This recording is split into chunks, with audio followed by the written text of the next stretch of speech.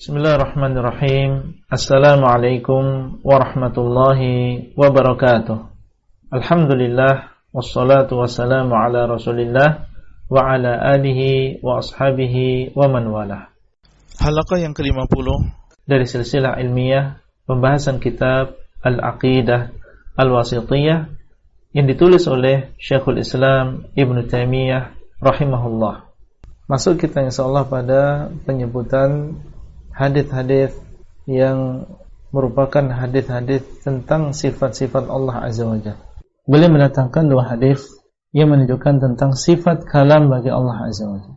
Wa qawlihi, dan juga sabda Nabi sallallahu alaihi wasallam, yaqulullah Azza wa Jalla li Adam alaihi salam. Allah Subhanahu wa taala berkata kepada Adam alaihi salam, ya Adam, fayaqulu labbaika wa sa'daik. Allah berkata kepada Adam, wahai Adam, maka Nabi Adam mengatakan labbaika wa sa'daik. Allah mengatakan ya Adam, menunjukkan bahwasanya Allah SWT berbicara. Karena disebutkan di sini yaqul, Allah berkata kepada Adam, ya Adam, wahai Adam, memanggil Nabi Adam. Dan ini adalah ya di sini adalah adatun nida, huruf yang digunakan untuk memanggil. Dan memanggil yang nida ini adalah ucapan dengan suara, ya suara yang keras, itu namanya memanggil. Fayaqul, maka Nabi Adam mengatakan labbaika wa sa'daik, menjawab panggilan Allah SWT, menunjukkan bahwasanya kalamullah itu bisa didengar. Kalamullah bisa didengar. Buktinya Nabi Adam alaihissalam beliau menjawab panggilan Allah dan mengatakan labbaika wa sa'daik. Labbaika artinya adalah ijabah ba'da ijabah. Kalau diterjemahkan dalam bahasa kita, artinya ya Allah, aku senantiasa menjawab panggilanmu setelah menjawab panggilanmu. Itu mereka mengatakan labbaik, yaitu aku senantiasa menjawab panggilanmu setelah menjawab panggilanmu. Artinya terus menerus menjawab panggilanmu. Sehingga orang yang melakukan haji dan juga umrah, labbaik Allahumma labbaik, semoga Allah SWT memudahkan kita semuanya untuk bisa kembali ke sana, untuk berziarah ke Ka'bah, ke Baitullah, baik dalam rangka umrah maupun dalam rangka haji, ya untuk memenuhi panggilan Allah. Labbaika Allahumma labbaik.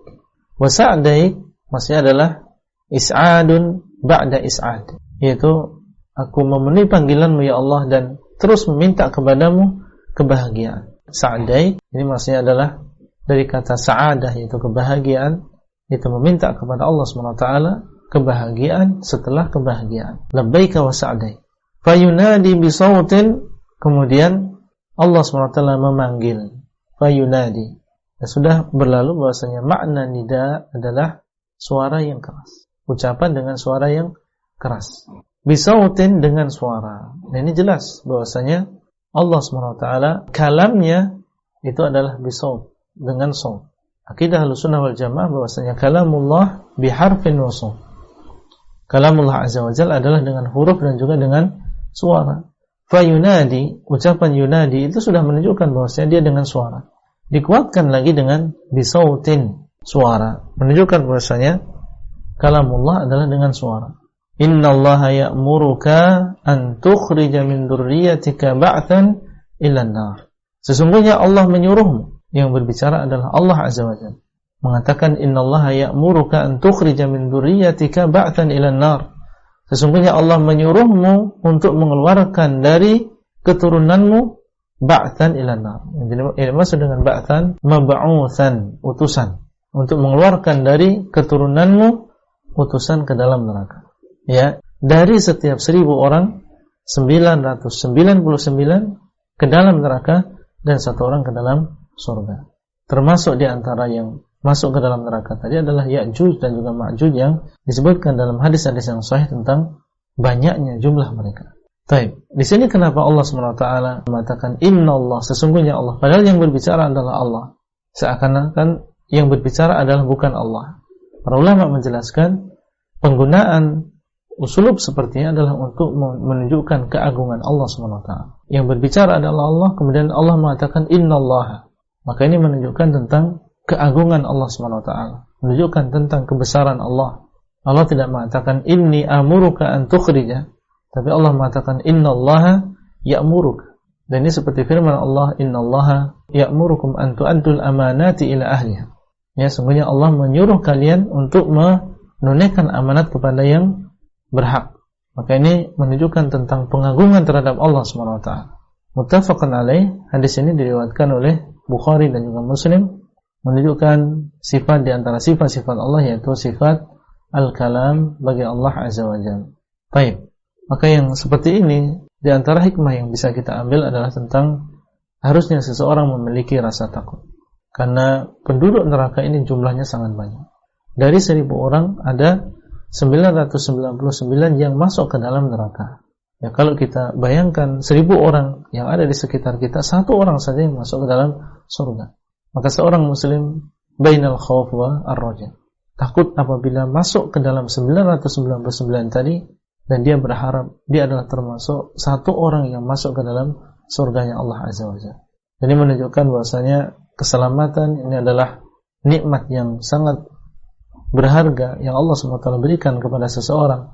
Ya, diberikan dia sebab-sebab keselamatan, yaitu Islam, iman, dan dikenalkan kita kepada sunnah Nabi SAW, dan dimudahkan kita untuk menempuh jalan menuntut ilmu. Dan ini semua adalah sebab-sebab masuknya seseorang ke dalam surga. Tauhid, sunnah, fattabi'uni yuhibbukumullah wa yaghfir lakum dzunubakum. Man laqiya Allah la yusyrik bihi syai'an dakhala al-jannah. Orang yang bertemu dengan Allah dalam keadaan dia tidak menyekutukan Allah dengan sesuatu apapun, maka dia masuk ke dalam surga. Man salaka tariqan yaltamisu fihi ilman sahalallahu lahu tariqan ilal jannah. Barang siapa yang menempuh sebuah jalan mencari ilmu di dalamnya, maka Allah akan mudahkan dia masuk ke dalam surga. Maka seorang muslim bainal khawf war raja, senantiasa ada rasa takut di dalam hatinya, dan dia memiliki rasa harap ketika dia melihat rahmat Allah yang begitu luas yang Allah SWT berikan kepada dirinya. Kemudian hadis yang kedua tentang masalah kalam ini, wa qawlihi, dan sabda Nabi SAW, ma min ahadin illa sayukallimuhu rabbuhu laisa bainahu wa bainahu hajibun wala turjuman. Dan sabda Nabi SAW, tidaklah ada di antara kalian kecuali Allah SWT akan berbicara kepadanya. Di sini syahidnya. Berarti masing-masing dari kita akan diajak bicara oleh Allah SWT. Tidak ada antara dia dan dia, yaitu antara Allah dan hamba tersebut, hajibun, hijab, yaitu penghalang, dan tidak ada di sana penterjemah. Artinya kita berbicara dengan bahasa kita, dan Allah SWT dialah yang maha mengetahui segala sesuatu. Bahkan bahasa Allah yang menciptakan. Jadi adalah tanda-tanda kekuasaan Allah SWT. Sehingga saat itu ketika Allah SWT berbicara dengan kita, maka tidak ada di sana turjumah, tidak ada di sana penterjemah. Baik, di sini tidak disebutkan oleh Syekhul Islam tentang siapa yang meriwayatkan di sini, tapi dia diriwayatkan oleh Bukhari dan juga Muslim. Tafaqun alaih. Dan hadis ini menunjukkan tentang satu sifat di antara sifat-sifat Allah yang harus kita tetapkan, yaitu sifat al-kalam. Karena di situ disebutkan sayukallimuhullah. Allah SWT akan berbicara kepada masing-masing di antara kita, dan tidak ada antara kita dengan Allah SWT turjuman, dan maksud dari turjuman adalah yang menerjemahkan dari satu bahasa ke bahasa yang lain. Baik. Itulah yang bisa kita sampaikan pada halaqah kali ini. Semoga bermanfaat, dan sampai bertemu kembali pada halaqah selanjutnya. Wassalamualaikum warahmatullahi wabarakatuh. Abdullah Rai di kota Jember. Materi audio ini disampaikan di dalam grup WA Halaqah Silsilah Ilmiah HSI Abdullah Rai.